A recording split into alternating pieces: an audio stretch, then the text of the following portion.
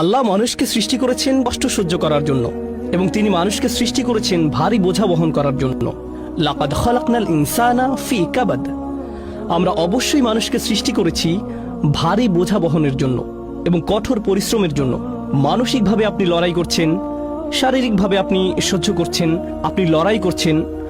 হতে পারে আপনি স্বাস্থ্যের জন্য লড়াই করছেন, আর্থিকভাবে লড়াই করছেন, মানুষের কারণে লড়াই করছেন। এই জীবন আল্লাহ এটি নকশা করেছেন কঠিন করে।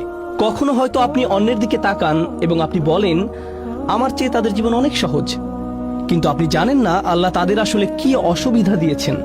এটি আপনার কাছে অদৃশ্য। প্রত্যেকেরই সমস্যা আছে, প্রত্যেকেরই চ্যালেঞ্জ আছে। আপনি উদাহরণস্বরূপ চিন্তা করতে পারেন যে ফেরাউনের বিশাল রাজত্ব ছিল, সাম্রাজ্য ছিল, সে সময়ের বিশ্বের বৃহত্তম সেনাবাহিনী ছিল, সমস্ত সম্পদ যা একজন মানুষ চাইতে পারে, সমস্ত শক্তি যা একজন মানুষ চাইতে পারে, সমস্ত স্ট্যাট